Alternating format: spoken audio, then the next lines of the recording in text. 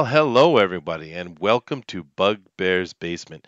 And today we're going to be talking about Superman. We're going to be continuing with the Superman theme we had from last Saturday's Bunny Vision movie night, where we watched the original Richard Donner Superman, and of course it was awesome as usual. Thundero says, "Oh snap!" Well, oh snap to you too, sir. Oh Yeah, snap! Why aren't you in here? yeah, oh snap, why aren't you in here? It's a good point. Happy New Year to you, sir. Yeah, no, we're definitely going to have some fun with a Superman book today. We're going to be talking about For the Man Who Has Everything. Very, very good Superman annual number 11 from the original annual run. Original run, excuse me. And It's a really good book, and as Booster had said, it's a really good standalone, huh, Booster? Oh yeah, absolutely. I would put it up as one of the absolute best standalone issues for Superman out there, and there are quite a few good ones. But what I would consider the best collected story is All Star Superman easily. Easily, that just captures the character perfectly. Oh yeah, you mentioned that a lot. You really seem to enjoy that one. I I see love that we it. do have a few people in here watching us, but the unfortunately the YouTube notifications didn't go out again. Ha, as Yeah, usual. no. But Oh, That's that's why all we right. tweet. time to go e-bigging for views. Let's check Yeah. this link Yeah. out some more. Please do, please do. Yeah, I don't know what's up with YouTube. Why do they do that? I mean, I understand with they have like this kind of they want to throttle you a little bit if you do too many uploads in a day. I kind of I get that, I guess. But this is we do one a day over here, You right? know what it is, Chester? They're worried about our growth. They're worried we will become too powerful, Chester. Really, you think so? Absolutely. Well, we almost have Fanspeak 450 will people. take over YouTube. Maybe we hmm could be. hmm We could be the new PewDiePies. Oh, easily. Yeah. But I don't know. I'm almost as handsome as he is, but I don't know. I'm surrounded by you guys. Mm, But anyway, as He's some usual, cherry pie. guys, that was sarcasm, of course, because I am certainly not so beautiful. I got a nice beard, though, I think. But we do have all our links down How below. dare you, Chester? How dare you? You're gorgeous. Well, thank you. Thank you very much. And I do oil myself occasionally as well, so we know Booster likes that. But we do have all our links down below, Good of course, form. for our Fanspeak page on Facebook. We definitely want you to go over there. Now, whoa, it's really cool, huh, Janelle? Yeah, we're getting a lot of people starting to put posts and talk about stuff they're doing. It's really cool. I'm happy to see it Yeah. grow like that. Building Yep. that community. Yeah. Yep. I got K-Blon in here. Hello, K-Blon. Of course, we also have my links. We can contact me directly on Facebook or Twitter. And this is really useful if you want to be on the show because this is Fanspeak, and we have many shows, but this is all about fans. We have guests on occasionally. We really enjoy interviewing them and talking to them, and it's a lot of fun. But mainly, we're just a bunch of fans having a great time talking about comics and loving comic books, right? So we want you to come and love it with us. And being in the chat is really cool. We like interacting with you, but we'd love to talk to you too. So we have my Facebook and Twitter link. Go over there and say, Chester put me on the show, and Chester will do so. We also have links to our podcast and our donation buttons if you want to get involved in that. But the main thing you can do, other than hitting that like and subscribe button, of course, is to hit that share button and let everybody know what we're doing. That seems to be the most useful thing. But nevertheless, we're going to get right into it.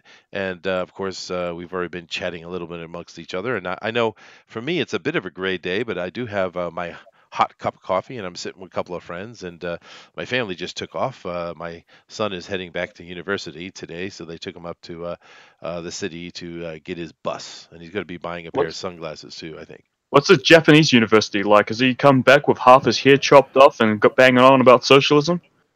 No, not at all. No. They actually study stuff at university. Shocking. What? Mhm. What?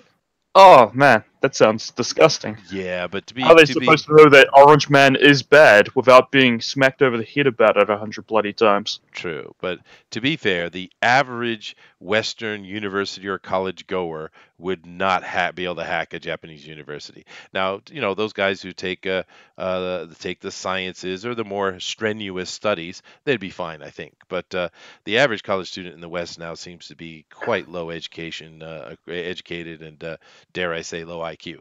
But over, I gotta know. Is there a gender studies class at a Japanese university? of course not, dude. No, they And don't. that is why Japan is okay as a Well, country. well, because they mandate that that university be educational. Well, they do. Oh man, Therefore, all the classes you take are something that will go toward a future career. That's the what intent an of university. insane idea! Yeah, What an astounding, insane idea. yeah. But those kids' workload is insane, dude. Particularly, high school over here is basically kind of what you could expect from a Western university in a way. Their universities are really out of control. Now, for to be honest, I took anthropology, and anthropology is a study that involves everything. You have to study geology, anatomy, botany, et cetera, et cetera. There's just so many things you have to study with anthropology. So I had a really heavy workload too, but that was my choice. But over here, even if you're taking something more simple, your workload is really really high. They don't play games in Japan, that's for sure. But Hmm. my kids are well trained, well disciplined, and they're very studious. So they're both of them are doing just fine. I think my son took the more rigorous side. My daughter started pharmaceutical medicine, which is basically chemistry, and she did really well, and she's about to graduate. But my son is going for a master's minimum, possibly doctorate in engineering. So it's mm.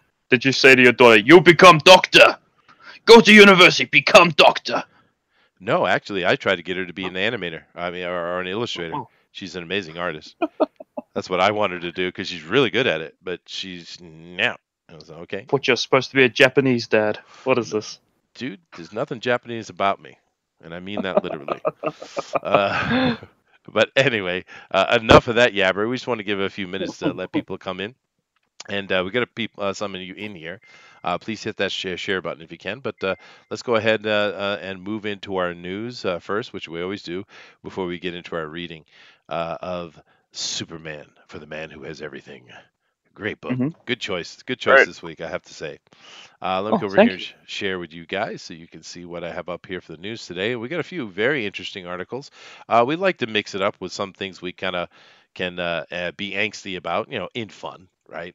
Mhm. And then we also do the stuff that's just good, just simply fun. Now, this right here, Denali, I thought was very interesting. Why don't you introduce this to the folks? People have realized Blade Runner was set in 2019, and everyone's making the same point. What is that point? What is it? We Yeah, got what could possibly be? we got here's this year's Uh, fashion trend. I see. Oh, Yeah, wonderful. honestly. Just as a remander, this is how we're all supposed to start dressing next month. Hmm. Silly, TV said so. silly. I'm surprised when Back to the Future came, 2050 came, nobody was wearing their jeans inside out. Hmm. You weren't? Hmm. I mean, Oh. I mean, Well, look at this. you know, Aurora. Whoa, wait. Blade Runner takes place in 2019? Oh, God. I remember thinking that it was a long way away when I first watched that movie. Yeah, I guess. Saw a showing of Blade Runner in the theater about a year ago, and everyone laughed when the date appeared on the screen. Ooh. Okay, so this is an article just kind of saying, wow, the world isn't exactly as it should have been in 2019 as they said it was going to be. Losers. Kind of like what's going on here. Um, yeah. but the thing is, it's a movie. It's called fantasy. And one of the reasons why the world doesn't look like this is because we didn't have a World War III. We didn't have a uprising So of now some it's time kind. to join hands and And I'm sing kind of all wondering why tradition, all of a sudden all I have world music time. and noise coming What through an on me now. amazing fireworks display. Who is So doing now that? it's Uh-oh. time to join hands and sing Yourself. all Uh-oh. It's traditional, probably all one of lang the syne. videos. Oh, Probably that. indie Y. Get rid of that one. Which one did that? The indie one. Kill it. This Just one kill did that that. one. Okay, Yeah. die. Bad Boom. thing. Okay. But which brings us to the next one so quickly. I do apologize. I don't know what that was. Yeah. The Unbelievable Skunk Girl is in here. She says, "Aloha and Happy New Year, chat." Well, Happy New Year to you, ma'am. Oh, Nice to have you in here. I do hope you and your husband have a wonderful New Year's, as I wish everyone a New Year as well. Uh, the cover is great. I don't know what that means. Anyway, the point he's probably of talking that about the article. What, Booster? probably talking about the comic we're gonna do. Oh, it is cool. Yeah, that is true. It Um, is. but the thing about that article is, it's okay, guys. It's just fantasy. We're having fun. And Blade Runner, this the one that came out. What do they call that? 20 something. What was it, Danelli? 2049, I believe. I see. It was absolutely awesome. I loved it. You could not have possibly had a better sequel and ending of that storyline. What a wonderful job they did with it. And it we didn't of course we weren't doing reviews or anything at that time when that came out, I think. And but certainly happy to talk about it now. What did you guys think about Blade Runner? I still haven't seen it. Oh, I can't believe I had him because I absolutely love Ryan Gosling. yeah, he was really good in it.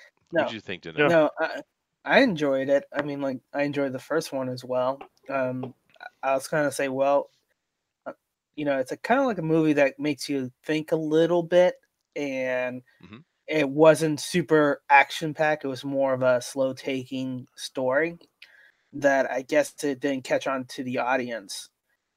You know, Well, kind of like the original. So it'd probably be like a cult it favorite. is. It is. The original didn't do well in the box office either. It became a cult classic after. The thing about Blade Runners is they are very methodical in their storytelling. With that said, though, the pacing in that movie was outstanding, and it had tension the whole time. It was beautifully done. And the thing I loved about it is it answered every question we had. And it was weird because I saw a few articles, people saying it's more confusing now. We have more questions than before. What are you talking about? That movie answered every question you could have possibly had. What were you not watching the same movie I saw? It was a worthy sequel. Yes, it was, Paul. Apparently, they weren't. Yeah, I don't If know they're because asking, like we had one of the big questions coming out of the original Blade Runner was, is Decker a replicant? And obviously he is. I mean they no, what, no, Danelli? he isn't. Yes, he is. No, he isn't. He absolutely is, He's dude. not he's not a replicant. The Did you movie not just told you watch he's the not. movie? He wasn't a replicant. Dude, he was a new type of replicant that the guy he had No, created just with a girl. that was Rachel. Rachel, yes. Okay, Denali, where was he Yeah. living? Where did they Okay. find him? Okay, nerds, let's move on. No, no, no. This is an important point. Where did they find him? Where was he living? He He was was living living in in Las he Vegas. was bombed out, nuclearized Las Vegas, where no human could survive. Yes, that's where he was, living just fine with no masks or anything like that. He was living in a nuclear wasteland because he's a replicant and can do so. All right. Yep, yep, I win. And Valentin says, no, Oh he my isn't. god. You are all wrong. You, you pity Yeah. dickheads. Let's move on. Oh, dude, we're just having fun, man. Blade Runner is Yeah. good fun. You can think anything you want. That's the great thing about Blade Runner, actually. Right. It is ambiguous, which is the point. Right. But next Right. story we have sitting here, which has been sitting here for a while. I do apologize. I had to kill the other link. But Janelle, introduce this one. From CBR.com. This needs to save 90 million on Pirates of the Caribbean by dropping Depp. So that would have been his salary had Depp joined the next film. Oh my god, that's almost. Isn't that almost how much Captain Marvel cost to make? Yeah. Mm-hmm. Sheesh. So Yeah, but of course it Oh. doesn't matter anyway because the next Pirates of the Caribbean is going to be much better because it's going to have a female lead, and that always makes things better. Always. Mm. Oh man. Oh, it's Ooh, okay, is Valen. it- You is don't it- have to retract that. You can go ahead and put it back up. We're just having Yeah. fun talking about the movie, and you can have whatever opinion you like. It's cool. Yeah. Yeah. Mhm. But I don't know. Booster, what are your thoughts on the Depp? I love the first Pirates of the Caribbean movie. You know, how old was I when I must have been 12 when that came out, so I loved it, right? And I thought Johnny Depp was a bloody hoot, didn't I? But as soon as he made success with that character, I swear it's all he played throughout the years to come, throughout the decade to come. In fact, that is the one character he played was this eccentric, goofy, homeless guy. Essentially, is that character, Yeah, no, he and is. Yeah, I never liked the character it at all. Yeah. and it's gotten old. Yeah. So no, I don't care for Johnny Depp. I Well, think he's got one I shtick and mean, he abused it. if you're getting paid a couple, about tens of millions of dollars, I would play the same part over as long as they kept paying me I that suppose much so, money. yeah. Mm. I mean, Yeah. my family didn't care much for the character from the very first movie. I guess it's just the stuff we watched and it wasn't our style. But aside, that doesn't matter whether I like Pirates of the Caribbean or not. My problem with Johnny Depp is this dude. You know how we've been talking about a lot of the weird corruption and debauchery that goes on in Hollywood and all the the vile behavior.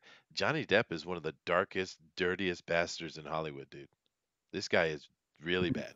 Really, Didn't he really, beat the really bad. crap out of his wife or something? Oh, well, not even that. It's just the sexual things that he does. They're Yeah. dark and twisted and satanic. His friends and things he hangs around with, they're just hateful people. And of Mm. course, uh, there's still he's never shook the really consistent rumor that he played a part in the death of River Phoenix. You know. Yeah. And you go just take even a moment to research Johnny Depp at all. There's of course you have to cut through the rumor and the nonsense, but this is not a good human.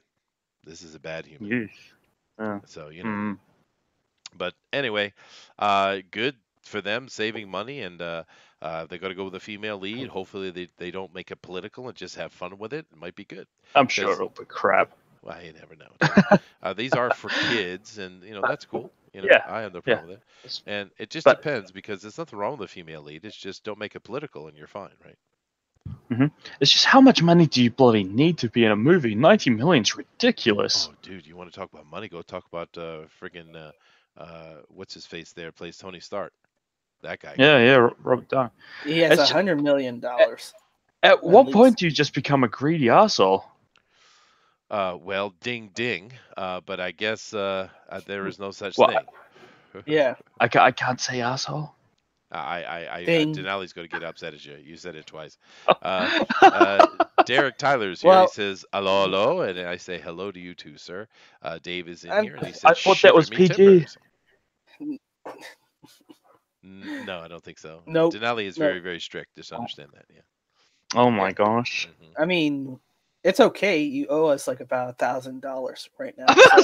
What? So That's funny. I do keep track of that. Vailnut Whew, says lad. if Kira was the lead in the new movie, then I would have no problem. But it will be some a random or rando. Yeah, probably. I mean, I don't know. We'll see. I mean, if you want to talk historically, there certainly were female pirates, so you could make And an Bonnet. interesting story. Yeah, yeah, yeah. And they're more than that. But the thing is people don't understand the what the pirates were really. A lot of people have this bandit image of the pirates, and this is because of Hollywood, really. But they have to understand the pirates were really just government employees, and a lot of them were quite wealthy, actually. Powerful Well, aristocrats, even. privateers. Yes. Well, no, privateer is a whole nother thing. That is a licensed ocean cop. Pirates were these kind of spy underworld workers of government heads and kings and things like that. That's the privateer. You're getting those No, confused, I'm man. not. No, I'm not Denali at all. The privateer is a completely Privateer. separate licensed They're thing. legal. They're legal members of the states. Denali, I don't want to get into a historical Jester. argument with a dude. Trust me, a pirate is not what you think it is. I can go through an Okay. hour's dissertation if you'd like. A privateer is a separate thing that is a licensed ocean cop of a government to deal with stuff. But the pirates were actually spies in a way. They were not this random, bandit with a ship. That's not what they were. They Oh were my gosh. actually parts of government. No. Nevertheless, yes. And moving on. Let's see Yeah. here. Nick W. His says Happy New Year. K Blonde says Happy New Year. Derek says lol, pay up booster. Ha ha ha ha. Nick W. says Disney No, no diversity money for you. logic. Hire an actress for less money. I'm not touching that one. Go ahead, Denelli. CVS ratings pact with Nelson's expired, but negotiation continues. So they have to negotiate for the rating packs, and Mhm. well, that contract's expired. So as of midnight, New Year's Eve, Nelson's not collecting ratings data for CBS Yeah, no, it is or for. interesting that the Nielsen things. Of course, I Mm, don't know if everyone knows what the Nielsen's are, but what they do is they will gather information on, and you'll have people throughout America who have these little boxes that are sitting next to their TV, and it collects the information of what they're watching. I don't know how many thousands of people have these in their houses, but this is where they get the Nielsen ratings from, and this is how they will rate success of a show. I think I've always thought it was a bit odd, especially because there's negotiatings for TV ratings. Well, what are you paying money for exactly? But nevertheless, this is probably not that big of news. I have a feeling that CBS will just roll it over as they always do. But we do know that CBS is in huge trouble, which is what I really think this article is interesting to talk about, because CBS is doing very poorly. Of course, all the standard. Old, as they would call it, dinosaur TV is in a lot of trouble because internet, and in particular YouTube, is kind of killing it. I mean, honestly, Janelle, how much do you actually watch TV anymore? um, zero to none. There's Yeah, really nothing not television to watch. I actually watch more YouTube and stuff online than I do the actual television. true. When Yeah, when you mean television, do you mean like going to the lounge stream on my TV and just watching whatever's on channel 2 or whatever? just watching the TV, the public access, right? Yeah, The Yeah. public TV. Yeah. because I haven't done that in over a decade. Yeah, no, me either, dude. All right. Yeah. I mean, It's I it's I just install internet internet. stuff has taken it over for me, and it's just on demand stuff is just so much better. It is. Netflix is very, very handy. Although like I've said many times with Netflix, I'm happy that they have something for everyone. But it's what they have for me is becoming thinner and thinner, unfortunately.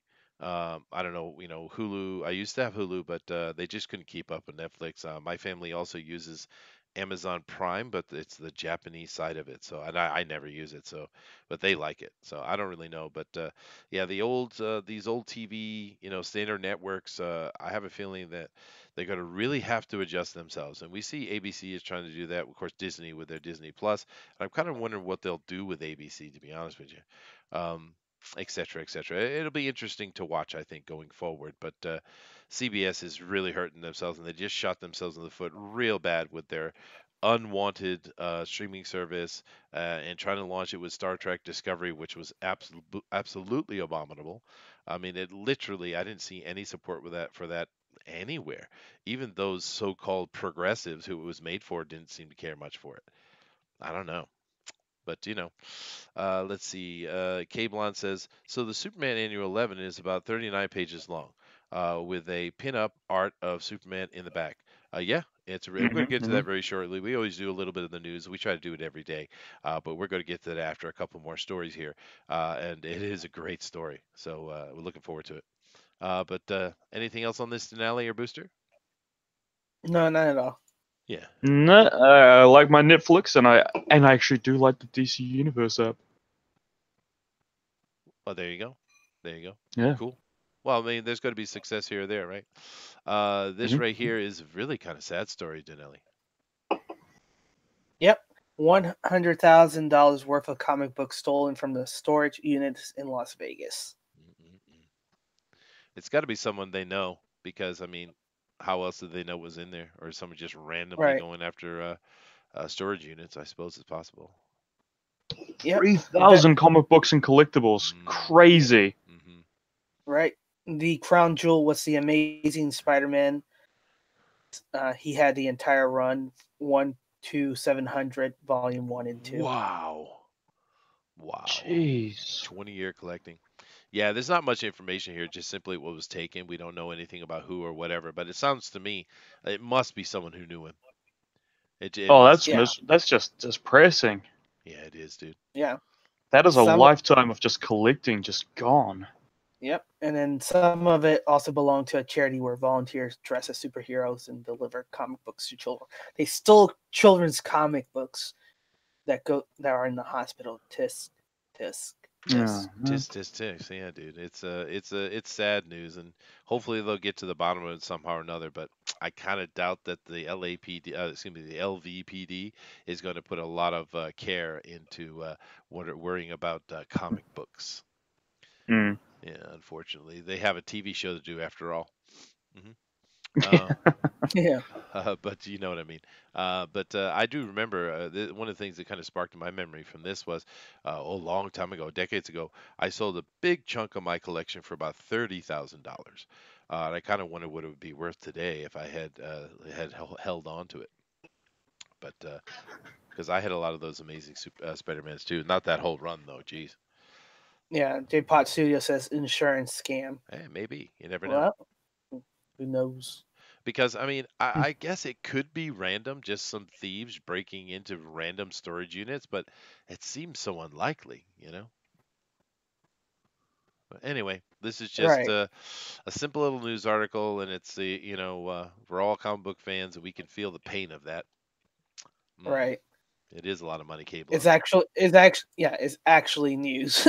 No speculation about it. Good joke. Everybody laughed. Are you being sarcastic, Cablon? He's doing a Rorschach quote. Oh, I see. Well, hey, I thought it was a little bit funny. I mean, they And got he's being sarcastic. yes, I know. They have great opening music. Wow, do do do. What do they call that show? It's not. Is it not NCIS? It's CSI Las Vegas, right? Anyway, Mm-hmm. moving on. Oh, goodness gracious. Go ahead, Janelli. The Punisher Oh dear. 2 teaser trailer gets back to work. Mhm. So it's all talking about a little bit of what season 2 is all about, and there you go. He clicked that little thing where he. I'm gonna click it. I hope it's safe. Yep. I'm clicking it. Here it goes. It's Uh-oh, clicked. we're It's clicking it. clicked. It's clicked. Oh no. Yes, I did it. I did it. Okay, here we go.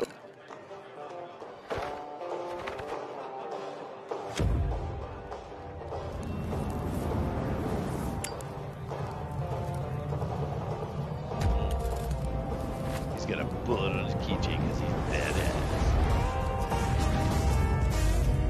Ashes. Coming to final season of Punisher.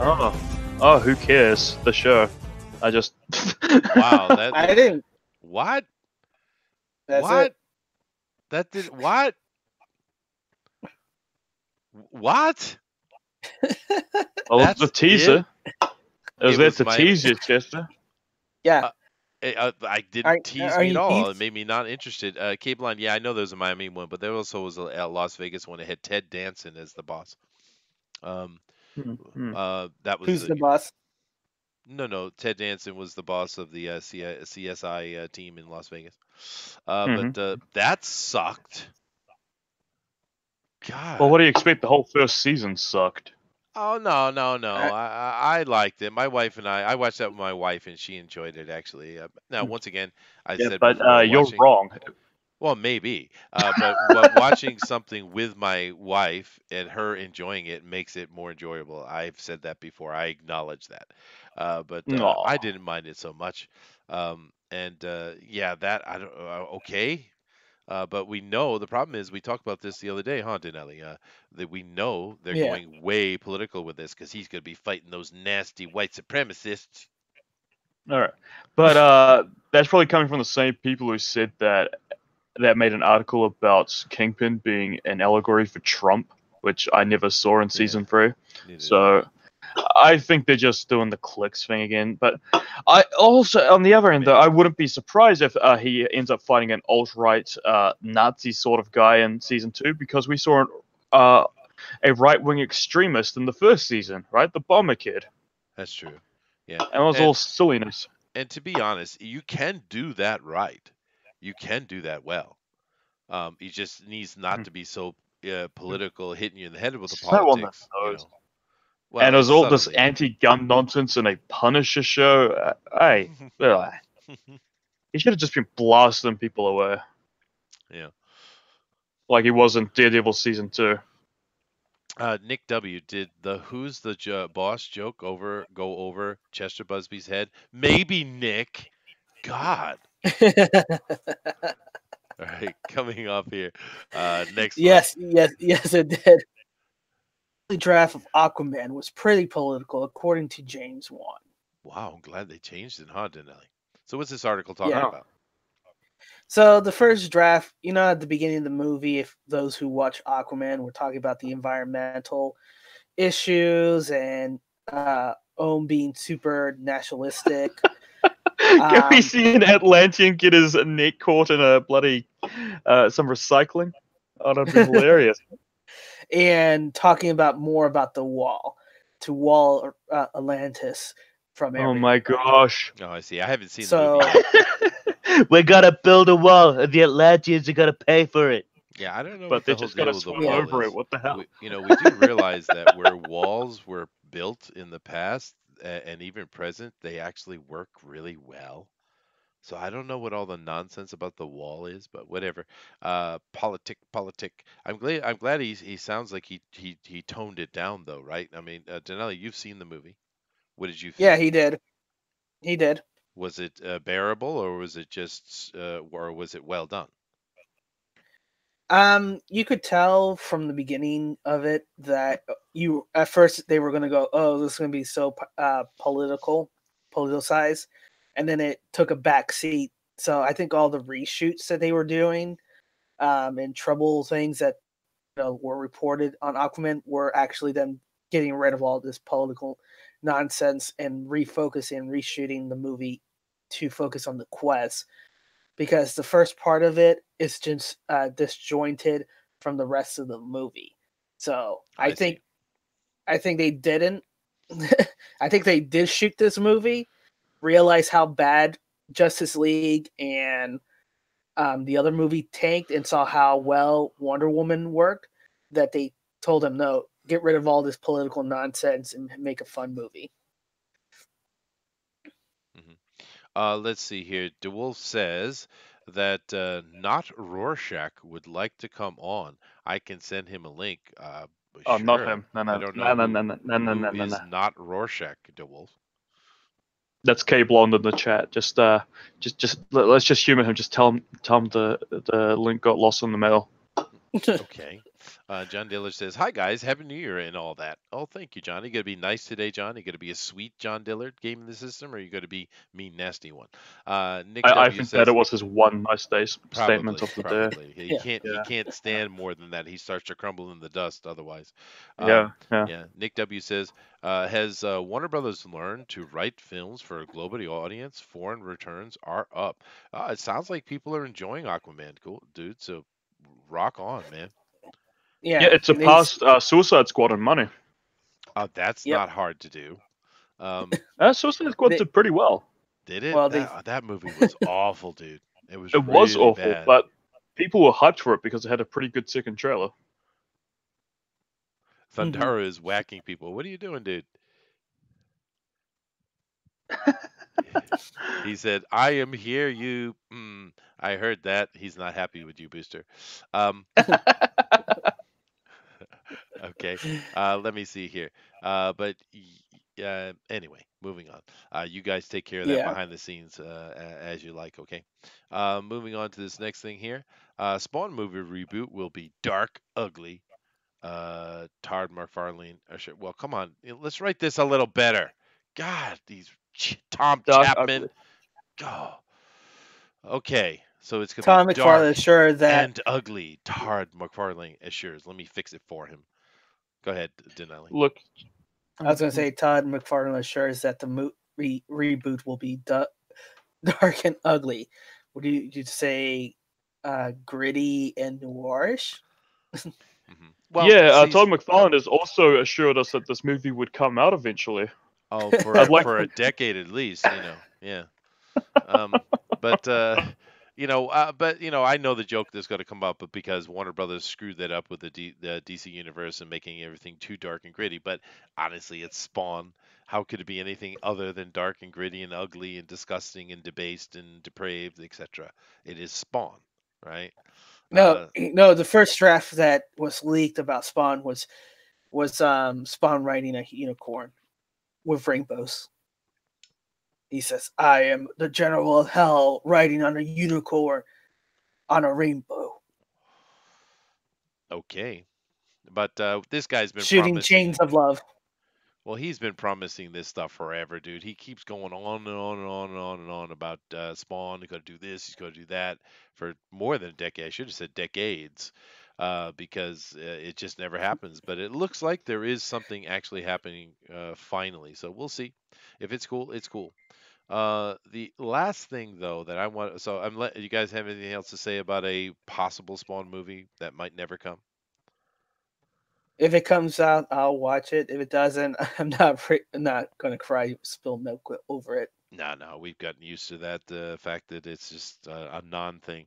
But it's just one of those things that no one really wants to seem to sink money into. And I think what it comes down to is McFarlane doesn't like to share at all. And I think he can't make these deals because these companies are coming in and they want to have some control over the situation. He won't do that, and he can't raise enough money on his No! own. Well, that's the way he is. Well, I My think toys!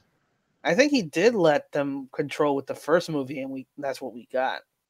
Maybe that's what put him off. Yeah, Anyway, because after that, you didn't see any more Spawn movies. that's true. And to I be love honest with that you, animated show though. that was killer, dude. That was really good. Yeah, Yeah. that was good stuff. But the last article we have today, and then we're going to get into our comic book. This one I grabbed myself, and this is actually from October. But I brought it up simply because I wanted to talk a little bit about the Immortal Hulk. This article itself is not really important, other than it says it loves it, but and why it loves it. So the article itself isn't really interesting to me. But I wanted to talk to you guys in the chat itself because I've been hearing a lot of good things about Immortal Hulk, but I haven't read it. What do you guys think about it? I haven't read it either. I haven't read it. I haven't read it at all. You haven't? Yeah. Haven't I mentioned the only Marvel book I read is Daredevil? Yeah, no, no. But I wanted to see what the chat says. But I went through this article, I read it, and this book really looks interesting. It looks like more of a throwback to more classic Marvel storytelling, and they're using a lot of old characters we haven't seen in a while. So I think I'm going to start reading this series, because everything I've heard about it is good. Does anybody in the chat have anything to say about the Immortal Hulk? And beyond that, it's glad to see him back. Of course, I knew they wouldn't keep him down for long, but for a while we had to deal with that absolutely insufferable. What is his name? The yogurt Hulk. Totally Awesome Hulk. Oh God. That was the title of the book. The title of the book was Totally Awesome Hulk.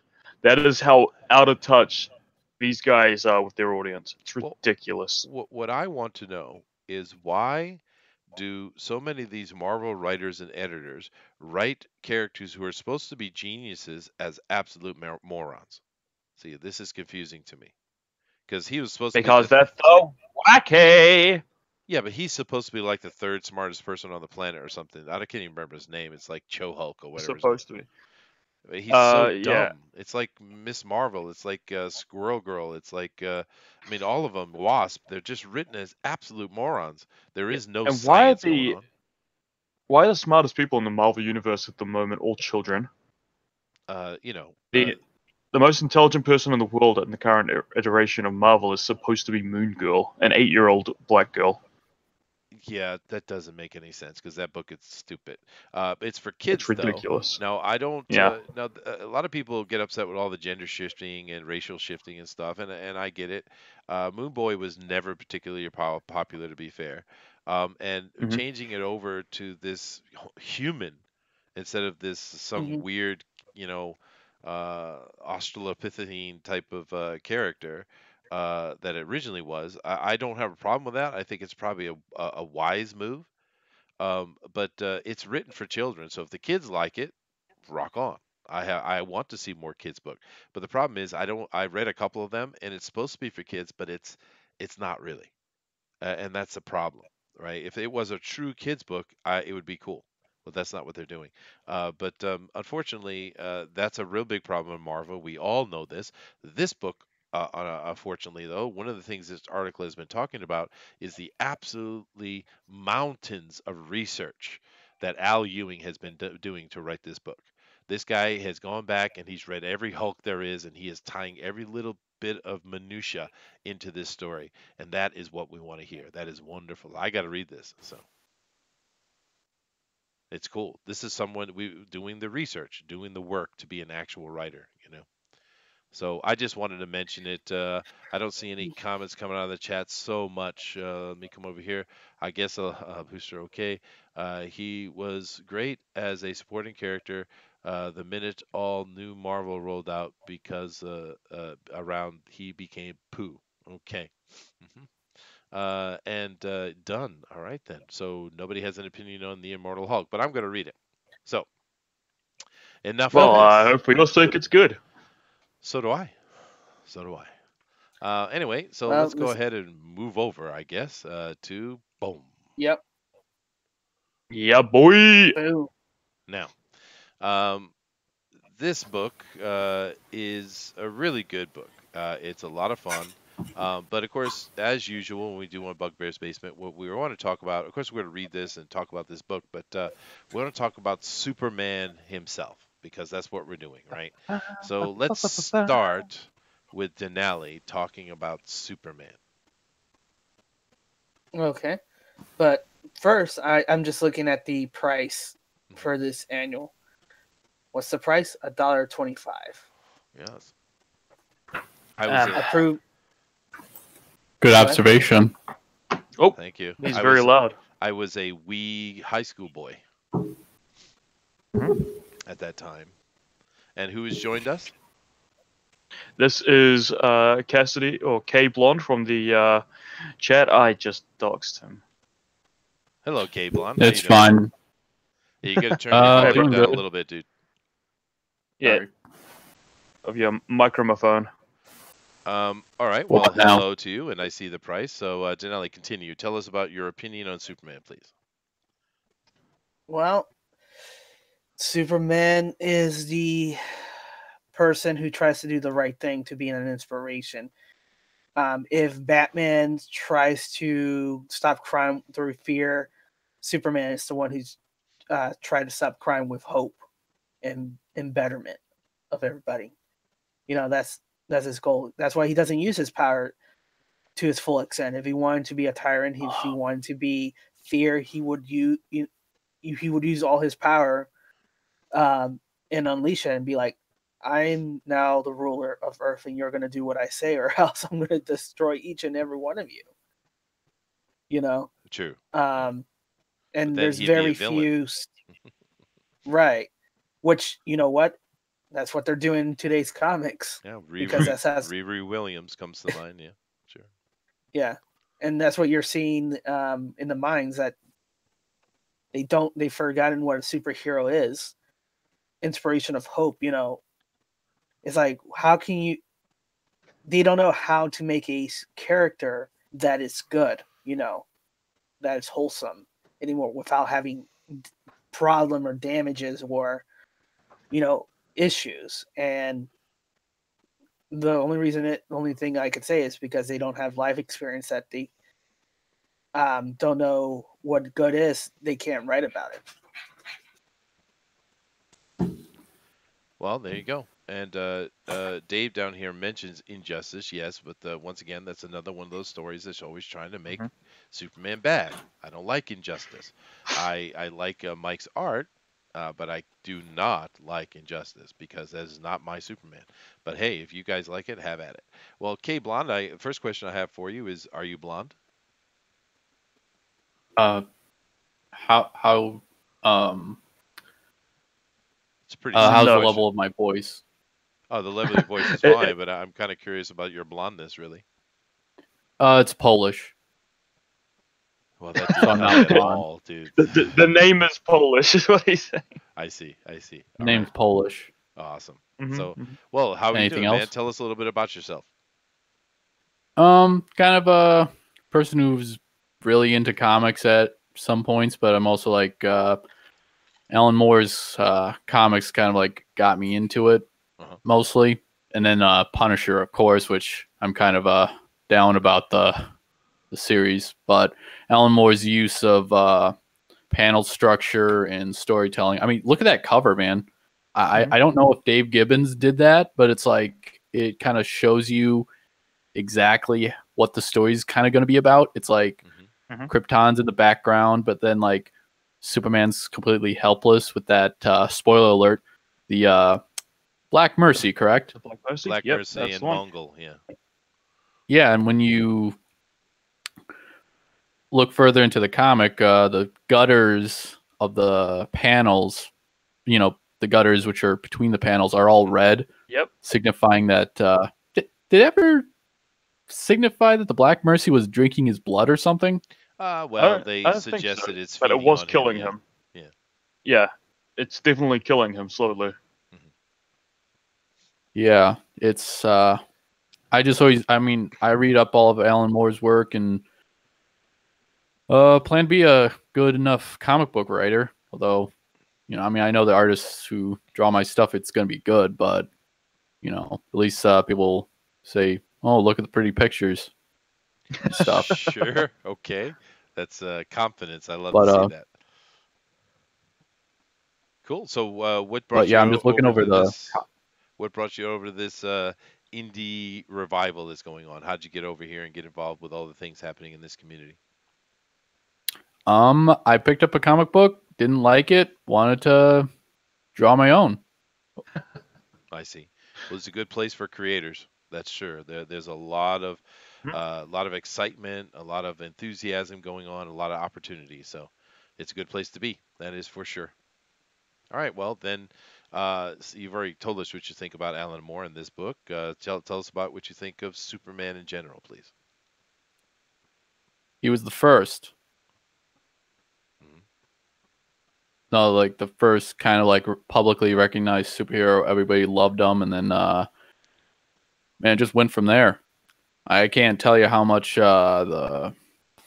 I mean, I know there's probably some before, like the Doc Savage maybe was kind of like a low budget sort of Superman, but like Sure. he didn't have a cape or anything. He just kind of like ran around with a group of guys and beat up criminals and stuff. I remember reading about that guy first, but Yeah, Shadow, and there was other ones too. But no, I yeah, think most people acknowledge Superman as being the first costume superhero. Yeah. right. But I did like Alan Moore's interpretation of it, but also like several other artists like Garth Ennis and Hmm. can't. Those are the only ones I can name off the back right now. I'm just kind of nervous. That's all right, dude. Relax. You are with friends, man. And Garth Ennis is awesome. I love Garth Ennis. Would really like to get him on the show, actually, and I'm trying to do so. Fingers crossed. But yeah, no, I love Garth Ennis. Alan Moore. I don't know. I don't know if we could put that if that's ever possible. But Oh uh, no, I don't know. that Don't- that That'll be what a possible. wild interview that would be. That would be. That'd be crazy. We could get into talking about Wiccanism and magic and all kind of stuff. It'd be fun. And But DC. Grant Morrison. How he feels about DC. yeah. I hate it. Yeah, Grant Morrison is another really good writer. And Grant Morrison is a good example too because, he is very liberal and he writes crazy stuff and he's always got some agenda, a political agenda. But you know what? He writes it the right way, and it's fun to read, right? Grant Grant Morrison Morrison's is a a good perfect point. example. I believe what Green Lantern issue 3 is coming out. So Oh yeah, there you go. Yeah. Nick W says Mogul has never looked as intimidating as when Gibbons penciled him. Mm. Yeah, oh yeah. Yeah. All right, well, Booster, it comes to you. What do you think about Superman? What do I think about Superman? Oh, isn't that is an up and down little battle right there. You know, when I was younger, I was definitely one of the people that thought, "Oh, Superman's a goody good. He's overpowered. He's lame," is what I always thought. You know. Hmm. And there's that one book I keep coming to that changed everything. That is All Star Superman. Yep.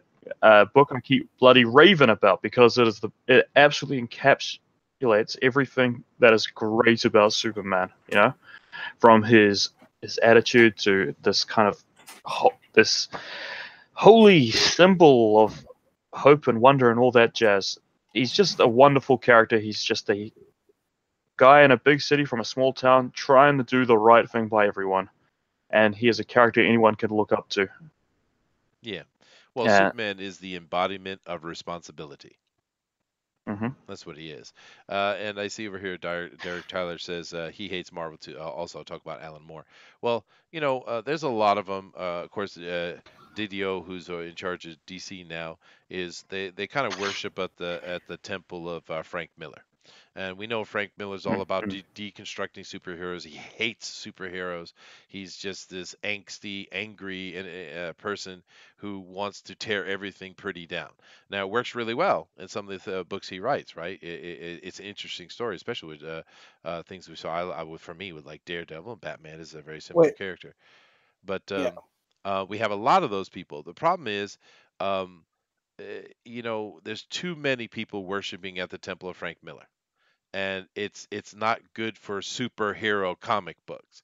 If you guys want to be angsty, go start your own little company about how much you hate the good things and pretty things in life and how much you want to dirty thing up. You go do that and leave the superhero things alone. How about that? That's what I I thought would that was called suggest. IDW. Oh, goodness gracious. But Superman Mm. is my favorite comic book character, as I have said many times, and he's my favorite for many reasons. Because not only is he a symbol of hope and goodness, he is the eternal sense of responsibility, which is something that is certainly waning in these days. And he's also the only superhero in the world that has transcended the comic book. And what I mean by that is, Superman, for many, many generations in America and other places as well, is a symbol of what is right and just. He's gone beyond that. He's not just a comic book character. He is something that is ingrained in the American psyche.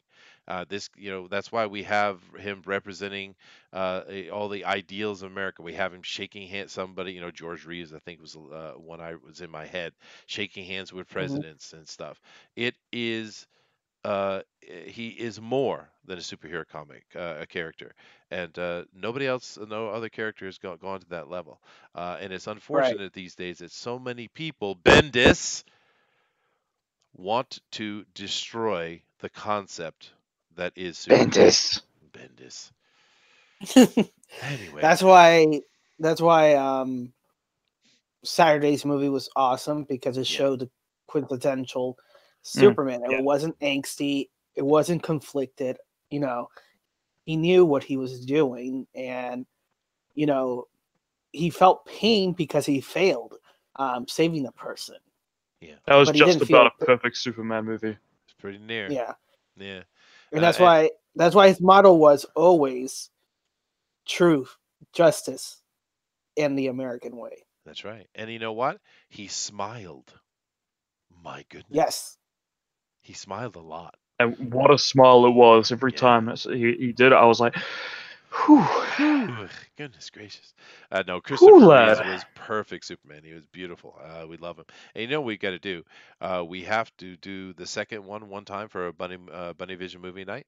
And I know there's a couple guys that would love to come in and join us when we do that. For Richard Donner's second offering, although the last half of that was quite butchered by the producers and stuff. It's unfortunate what happened with that. But nevertheless, let us get into it because today we are talking about this one, annual number 11, Superman by Alan Moore, drawn by Dave Gibbons. And here we go. We start off with a prologue. We're seeing this nice skyline here. And I guess I'll just take care of narration. You guys pick up all the character stuff. West of the city, red evening lights refract through giant mesas of diamond. The sky ripples at the horizon, pastel veils billowing in the wind. Walking home, weary, the spectacle is lost upon him. Working at the Institute of Geology since dawn, he has catalogued 200 specimens from the Candor crater. Eyes aching, He wonders if Van and Orna will still be up. The muffled blare of the holofactor comes from the foreroom where the children watch Nightwing and Flamebird. Good, they're awake. He'll read them another Scarlet Jungle story before beds, leaving the night for him and Lila. Just the two of them. Surprise! You didn't hear us, Father! Denali. Happy first day, Cal. There we go. Van tugs at his tunic, and Kara Zor-El gives him a new headband. On the Holofactor, Nightwing saves Flamebird from a rogue Metal Eater. His weariness lifts. The man has his family about him. He is content. The Oh, Arctic it's so Circle, lovely. February 29th. I beat you. No. Denali, No? Denali, you be Wonder Woman, and Booster, you take care of Batman. Do you want to try K-Blon? You want to try reading some stuff? Yeah, I'll try Okay. Jason Todd. You be No. Jason. I'm Robin. You can be Batman. I There am you go. Robin. Okay. I have a good Robin voice. So go ahead, Denali, start it off. Beat you. If I ever develop a bat plane that responds to thought control, I'll take you up on a rematch. It's good to see you again, Diana. You're looking great. Oh, this is Jason Todd. Oh, of course, the new Robin. I'm sorry, Jason. You look so much like Dick that I forgot for a moment. Nice Woo! nice to meet you. Welcome to to an interesting career. Anyways, you left the door open for us. Let's get inside before you two freezes. Before us two freeze, dressed like that! Think clean thoughts, chum. I like the smirk on his face. It's perfect. Oh yeah, a little bat smirk. Yeah. Yeah. He's acknowledging that back end, dude. Yeah, he is. Think Batman. clean Good thoughts, Batman. chum. Oh yeah, boy. This Wonder Woman. Okay. Every time I come here, the ice slope up to the entrance gets steeper. I wish someone would tell him that not everyone could fly. Is this your first time visiting the fortress, Jason? Yeah. I mean, I met Superman before, but I still don't really, know him that well. This is a big place, isn't it? I bet there's some scary stuff in here. Well, if you make a profession out of that mask, you'll probably see a lot worse. Incidentally, Diana, what kind of present did you decide to get him? I'm not saying anything. You'll hear, and it'll spoil the surprise. Here. But he's not even anywhere near us. He won't. Oh, right. Superman. I forgot. Choosing gifts for him is always difficult. This year I paid a horticulturalist to breed a new strain of rose called the Krypton. I'm pretty certain no one else will have got him flowers. Bruce? Maybe it's not too late to change it for something else. Did you keep the receipt? Fuck no. Sorry, wait. Oh, it Ding. Ding, ding. Yeah. Oh, wait, Language. are we not allowed to swear? Sorry. No. Yeah. No, Family no, show. no, Family show. Keep it Oh, PG-ish, I'm so yeah. sorry. No, big. It's okay, dude. Mhm. But here we got our opening panel. Them are shocked in the back, and of course we have the name for the man who has everything. And of course it And, has the and things. nice littering. And the lettering is done by Dave Gibbons as well. That's interesting. We have Tom Ziuko. I've heard that name before. I think I know this colorist. Julia Schwartz. Are you just thinking of Zuko from Avatar: The Last Airbender? Oh, maybe that is true. Yeah. And may the Schwartz be with you. May the Schwartz be with you. Indeed. Yes. Okay. What is it? It looks like it's growing into him through his costume. But he's Superman. Is he breathing? Yes, but faintly. Bruce, this thing feels funny. I think he might have had some magic in it. If it's It's growing- growing. Oh, that's you. Okay, go. If it's growing through the costume, that would make sense. It looks like he was opening a gift.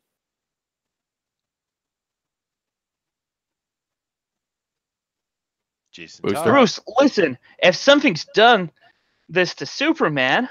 Then we have to find out what it is as quickly as possible without wasting time worrying. Check those wrappings thoroughly and be careful. I don't think we should try removing it if it's growing into him. No, you're right. These pupils aren't contracting even slightly. He must be cut off from just about all sensation. He's in a world of his own. It's actually Alan a Moore pretty is good so Batman, I think. clever. That his voice is actually very good for Batman. Yeah, it is. I was just gonna say that Alan Moore is really good at using certain language to set up the next panel. Yeah. Mm. Yep, Yeah. it's even the same position, sort of. Yep. I wonder if he traced it. Cal, why are you still staring out the window? The underlights of Aunt Laura's paragondola vanished 5 units ago. Everyone's gone home. No reason. It's just that, well, it would have been nice if my father had been here tonight.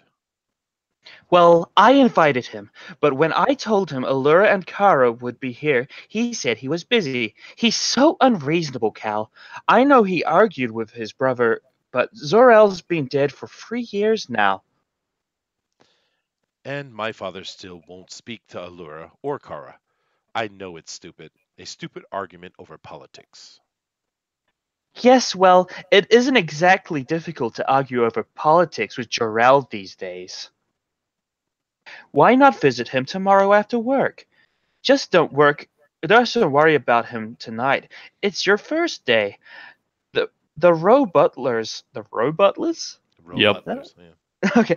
Oh, yeah, right, they're Robutlers. I get it. That's clever. The Robutlers will clear up. Let's go to bed. Lydia, why did you give up acting for this? I don't know, Cal. Remind me. Ooh, spicy.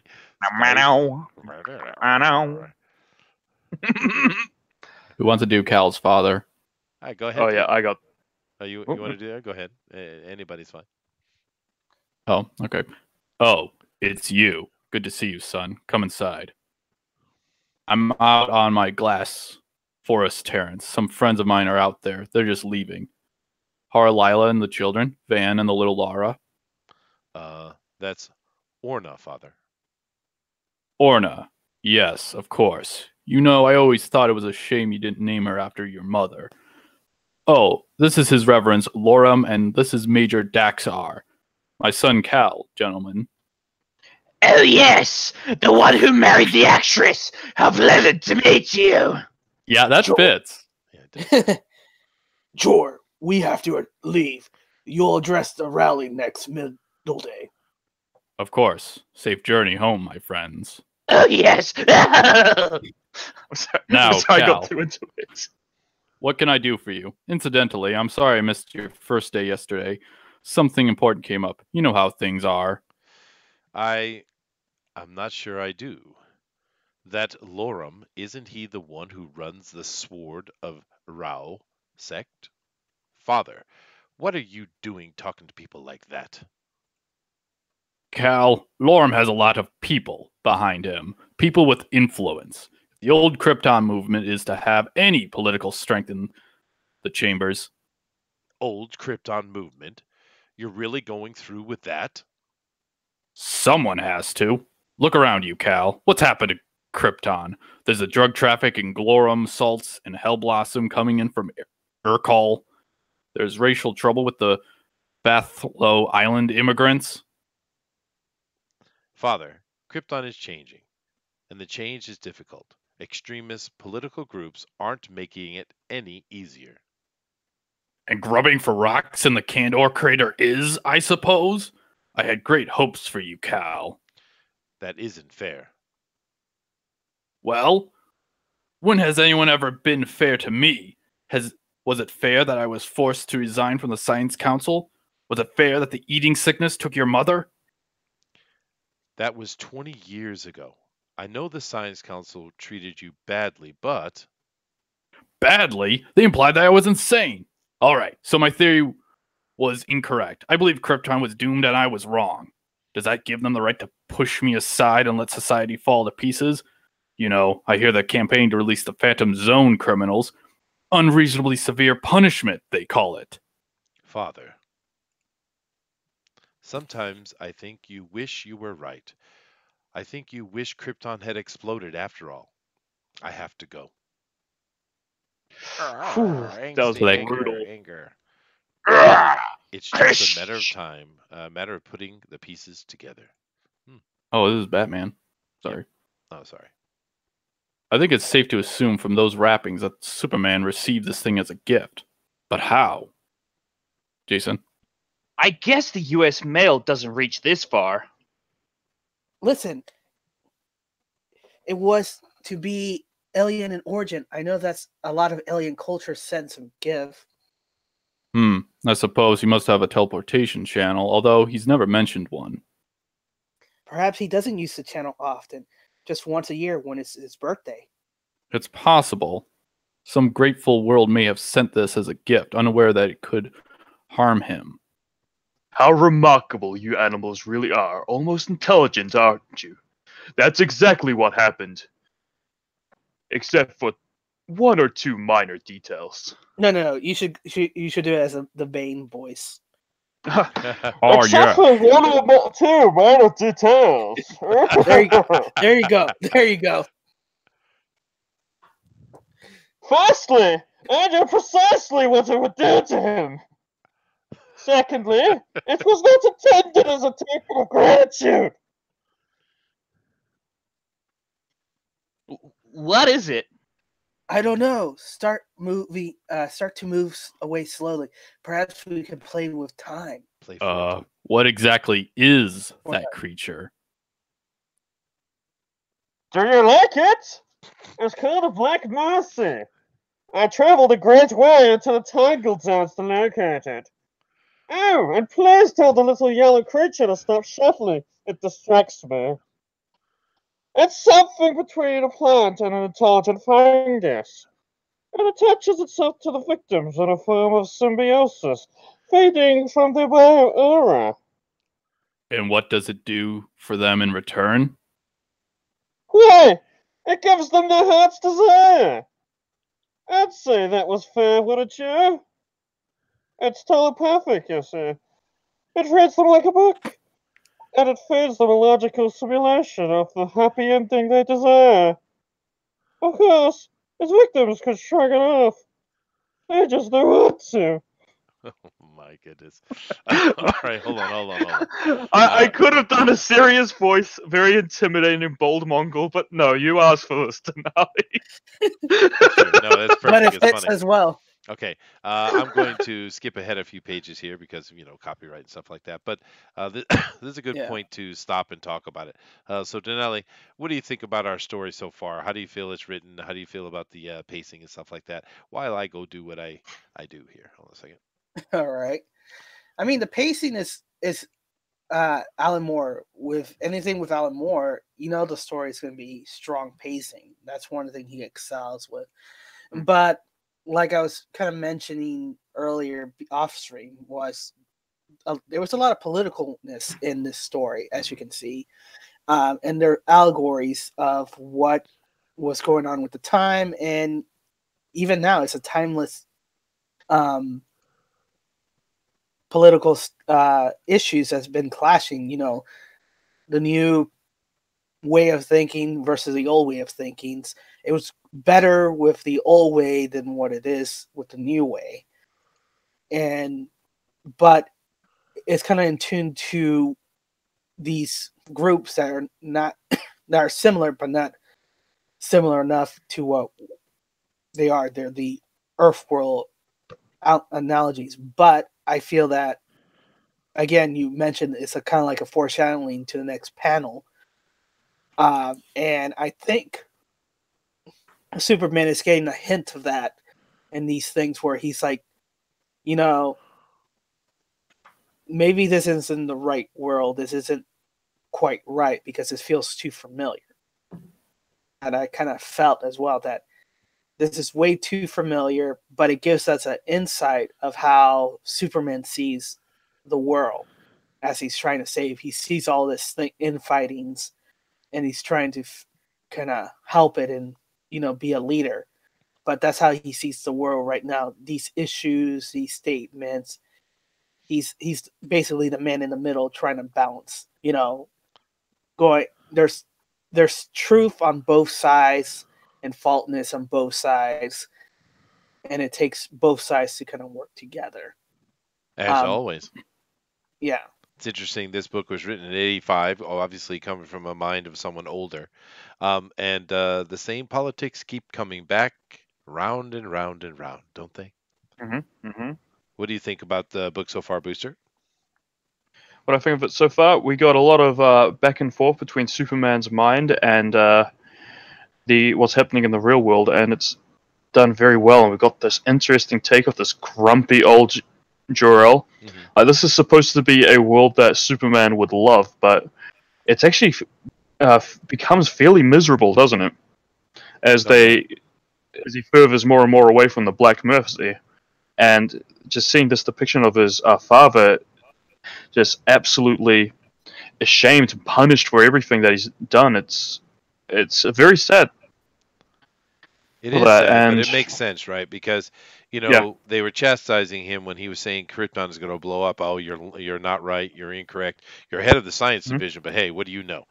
mm, That kind yeah, of stuff. And in this instance, Krypton didn't blow up, so therefore he was wrong and therefore a failure. mhm. And that's what's led him to where he is. It is interesting. What do you think I about this? love this build up for Mongol to appear. Yeah, Love it. no, that was cool. And it's kind of, I think it's actually unfortunate that they put Mongol on the cover. I wish they Hmm. didn't. Bit of a But spoiler, you feel? I feel so, Mm, yeah. But what do you mm. think, Capeland, of the story so far? It gives us a first with just a single page. It presents us with the situation Superman's in, but not giving kind of like whether is this a flashback, is this a new tale? But no, it's all a fantasy. But then it's like you see your friends in normal panels are basically come well the white panels coming to visit him or whatever.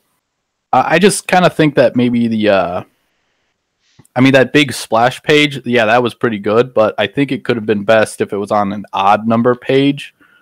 Mm, It would have been like a bigger reveal. yeah, I agree. But maybe there was an ad in between 3 and 4, in the previous issues. But it's the setup is nice, and it also like helps to establish like the characters first off as they are analyzing all of this and talking and saying, "Oh, you look so much like Dick," or something like that. But also how Alan Moore with that prologue, he just references like several aspects of Superman's history, Yeah, yeah, he does. which I don't want to get too much into that because I'd keep talking. But anyway, Well, it's hey, good we're here to overall. talk, but yeah, I get you. I agree with you. Um, actually, the flow of writing with the art going from when he mentions odd page, it's actually very important where you get that page flip when you turn that page.